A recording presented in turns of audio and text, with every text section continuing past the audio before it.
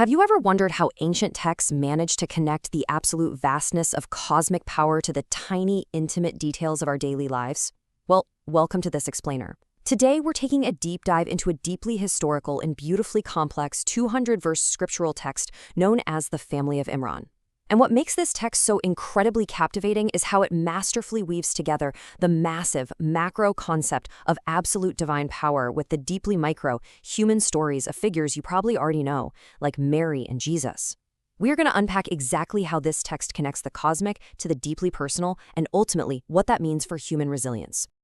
Okay, let's dive right into our roadmap for today. We're going to start with the principle of divine sovereignty, then look at the chosen family of Imran, explore the nature of Jesus, issue a call to shared heritage, and finally, we'll wrap up by discussing seeking guidance through adversity. All right, Section 1, the principle of divine sovereignty. Right out of the gate, this text wastes absolutely no time. It immediately grounds us in the concept of absolute overarching power belonging to a single creator.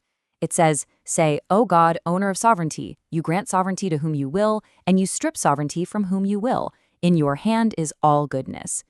These majestic words from verse 26 establish the core premise of the entire thing. Basically, everything, from the giant cosmic order of the universe down to the most specific shifts in human events, is under one ultimate singular control. And this brilliantly illustrates how the text views history. It's not just a bunch of random, chaotic events, right? It's a continuous, unfolding sequence of divine guidance delivered to humanity over time. Think about how reassuring it is to find actual order in history. Verse 3 presents a super clear progression, starting with the Torah, following with the Gospel, and culminating in the book with the truth, which is also called the Criterion. It's a highly structured view of Revelation, presenting one continuous message, flowing directly from that single sovereign source we just talked about. Moving on to Section 2. The chosen family of Imran. Let's move to and see how this builds, because now the narrative zooms in from that huge cosmic scale down to a highly intimate human story. It shows how this divine plan unfolds across generations.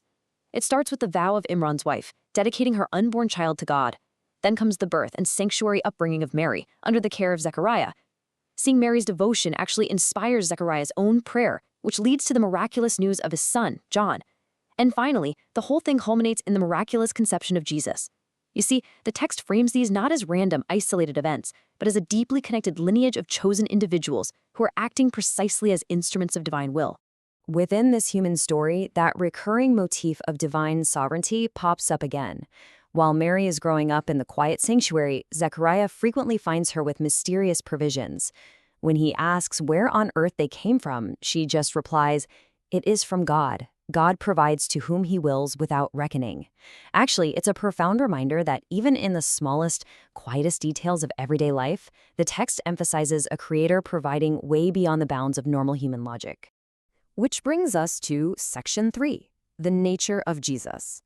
So, building on that miraculous conception, the text outlines some truly extraordinary, awe-inspiring miracles associated with Jesus in verse 49.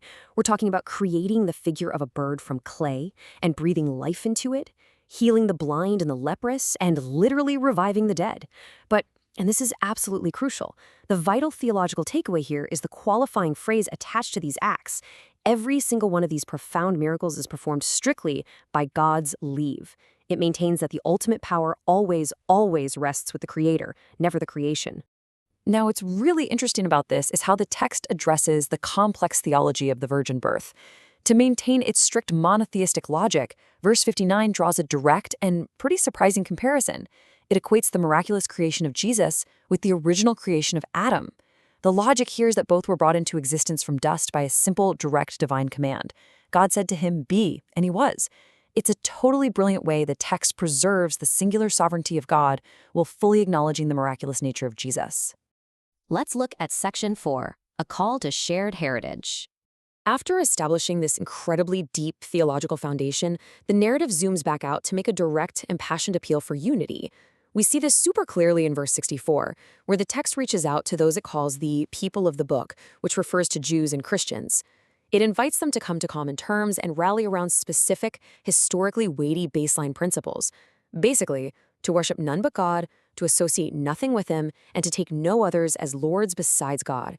It's a fascinating ancient call for theological common ground, based entirely on pure monotheism. And to cement this shared heritage, the text points to one central unifying figure, Abraham. As outlined in verses 65 through 67, the text makes a striking argument. It states that Abraham was neither a Jew nor a Christian. Why? Because the Torah and Gospel were revealed long after his time. Instead, it defines him as the ultimate archetype, a pure monotheist who perfectly submitted to God. In the language of the text, this pure submission makes him a Muslim.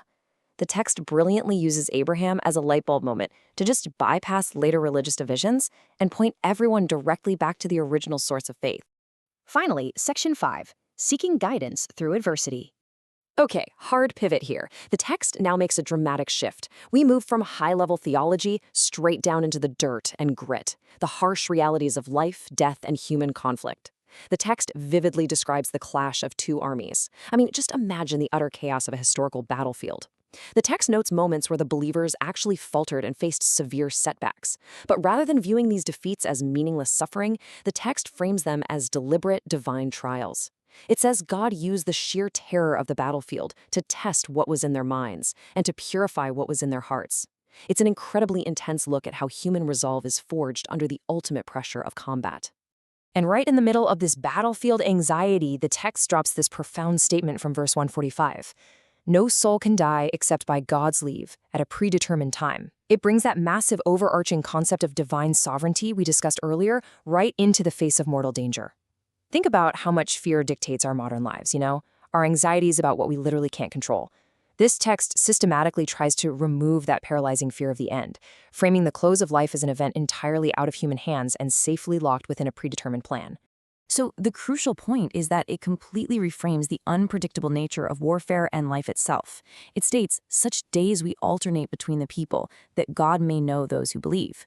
It views alternating fortunes, the thrilling highs of victory and the crushing, devastating lows of defeat, as cyclical tools. They aren't random at all. They are specifically designed to expose hypocrites and reveal the true character and steadfastness of sincere believers when the going gets really tough. Now, for those grappling with the supreme adversity of losing loved ones in these struggles, the text offers ultimate theological comfort. Let's slow down for this one. Verse 169 proclaims, "Do not consider those killed in the cause of God as dead. In fact, they are alive at their Lord, well provided for." It redefines death entirely. It offers a powerful consolation that those who sacrifice everything achieve a vibrant, eternal life in the presence of the Creator. It changes the entire perspective on grief, doesn't it?